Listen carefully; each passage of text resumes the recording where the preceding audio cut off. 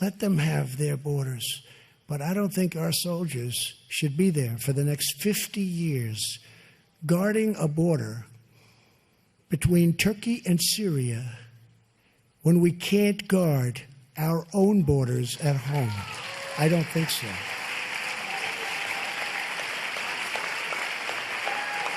So let's see what happens. And it's a long ways away. We killed ISIS. We defeated. We did our job. We have to go home. We did our job. You know the story. I went over to Iraq and they said, "We can do it, sir." They told me it was going to take 1 year to 2 years. My Washington generals. Highly overrated. He said, "It's going to take 1 year to 2 years." I said, "Man, that's a long time." Remember, I wanted to pull out. Dana, it was 97%. I wanted to go. I said, "That's enough. Let's get out." You wouldn't believe. The military-industrial complex came down on me, so I went to get 100%. But it was going to take 1 year to 2 years. And then I went over and I met with the generals. And I said, "So generals," and these guys are like, I'm telling you, central casting, like better than anybody in Hollywood. There's nobody that looks like this in Hollywood. I said, a couple of them looked better than Tom Cruise. They're just tougher and taller. Better than Tom Cruise. But I said, "So, General, let me ask you the big question. Let me ask you." They said it's going to take 1 year, maybe 2. "How long will it take you?" 2 weeks, sir. "What do you mean 2 weeks?" "We can do it in 2 weeks, maybe a month, but 2 weeks, sir." "How do you do that? And why are they saying you can do it in so much longer?" They say, "Sir, 2 weeks, we're going to hit them in the left. We're going to hit them in the right. We're going to hit them underground, overground, this way, that way. They would never let us fight." I said, "But I will." And they went in. And they did. They hit them on the left. They hit them on the right. They hit them down the middle. And within 3 weeks after I gave the go-ahead, ISIS, we had 100% of ISIS. And we captured a lot. A lot were killed. They're fighters. They don't do big white flag things, you know. A lot of people said maybe they'll give up. The general said, "No, they won't, sir. They don't give up." It's an ideology. And it's, tough ideology. But we did it very quickly.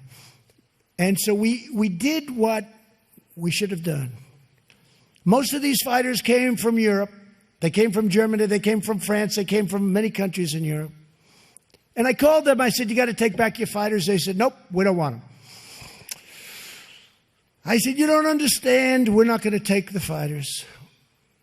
We don't want them. We're not bringing them to Guantanamo. We're not bringing them to our prisons in the United States. They come from France. They come from Germany. In many cases, they're citizens. They left to fight. We don't want them back." I called them again. I said, "Got to take them back or we're going to let them go right in your damn border." But they wouldn't do it. They wouldn't do it. They didn't want them back. And we have thousands of them. We had some really bad ones. The Beatles, the Beatles, they're the ones with chopped off heads. And we did? The night that the shooting started, we had some incredible military people go into that prison and grab them and take them and bring them out, and we have them totally under wraps. They were the worst of everybody. And we've got them now. They're ours. But people don't treat us right. We did them a big favor. We captured these people. And I just want you to know that because there's a big story to this. It's not just what these people say. And by the way, if I did the opposite, if I stayed and fought, we could have stayed and we could have fought and we would have knocked Turkey around and they would have hated it. If I get out, they hate it. No matter what we do, they're going to hate it.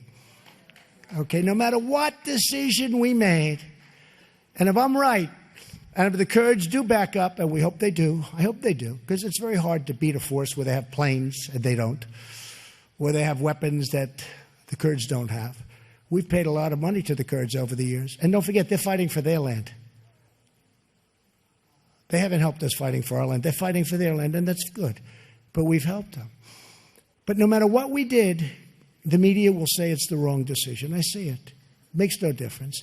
If I said, we're going to stay and fight, we're going to fight them like you never saw, they'll say, it's terrible. I told you he loves war. Don't forget, when I got elected, everybody thought that I'd be in, Dana, World War III the first day, right? Now they say, not only aren't we, but we have the strongest economy in the history of our country.